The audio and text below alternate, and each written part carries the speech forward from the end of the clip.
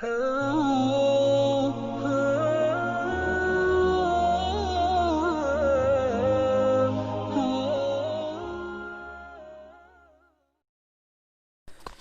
اللہ الرحمن الرحیم الحمد للہ رب العالمین والصلاة والسلام على سید المرسلین وخاتم النبیین محمد وآلہ واصحابہ اجمعین اما بعد فاعوذ باللہ من الشیطان الرجیم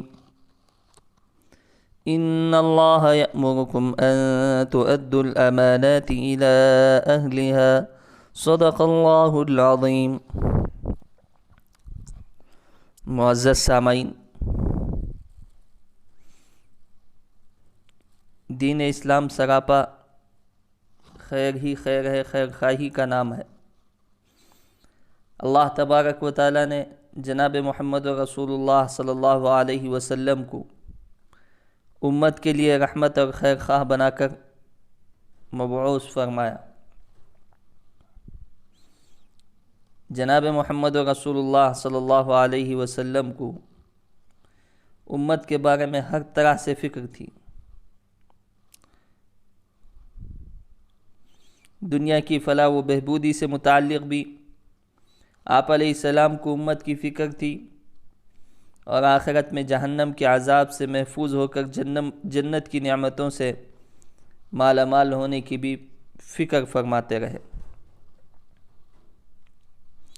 اسی لیے جناب محمد رسول اللہ صلی اللہ علیہ وسلم نے امت کو وہ تمام راستے بتائے جن پر چلنے سے جہنم سے حفاظت ہوتی ہے اور جنت کی نعمتوں کے مستحق ہوتے ہیں۔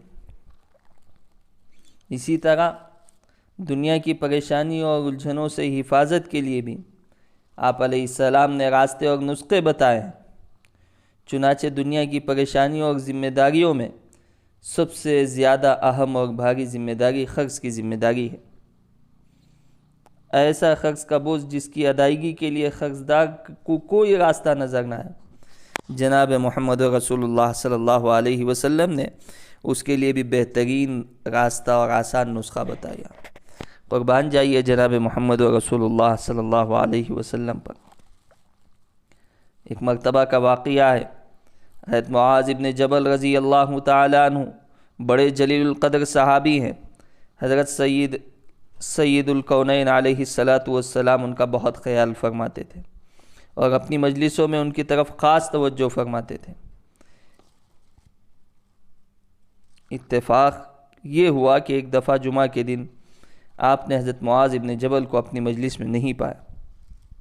معزز سامعین، آپ دیکھیے ایک نبی کیسے مہربان امتیوں پر اور ایک ایک فرد پر ہوتے ہیں، تھوڑا اندازہ لگائیے۔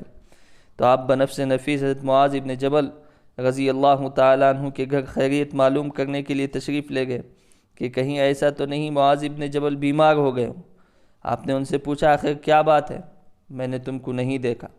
تو حضرت معاذ نے جواباً فرمایا، یا رسول اللہ، میرے اوپر ایک یہودی کا قرضہ تھا، اور جب میں حاضری کے لیے نکلا تو راستے میں اس قرض کی بنا پر اس یہودی نے روک لیا جس کی وجہ سے میں دربار رسالت میں حاضر نہ ہو سکا۔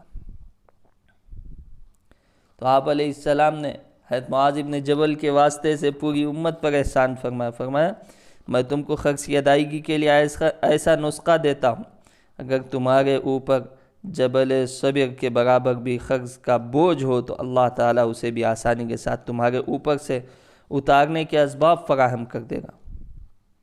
آپ کو معلوم ہونا چاہیے جبل صبر ملک یمن کا ایک مشہور ترین لمبا چوڑا پہاڑ ہے۔ یہ پورے جزیرۃ العرب کا مشہور ترین پہاڑ ہے۔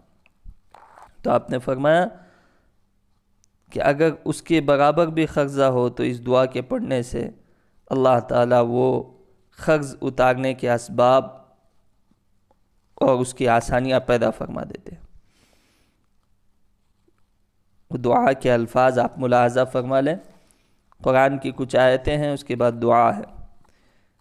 قُلِ اللَّهُمَّ مَالِكَ الْمُلْكِ تُؤْتِي الْمُلْكَ مَن تَشَاءُ وَتَنزِعُ الْمُلْكَ مِمَّن تَشَاءُ وتعز من تشاء وتذل من تشاء بيدك الخير إنك على كل شيء قدير تولج الليل في النهار وتولج النهار في الليل وتخرج الحي من الميت وتخرج الميت من الحي وترزق من تشاء بغير حساب رحمن الدنيا والآخرة ورحيمهما تعطي من تشاء منهما وتمنع منهما من تشاء ارحمني رحمة تغنيني بها عن رحمة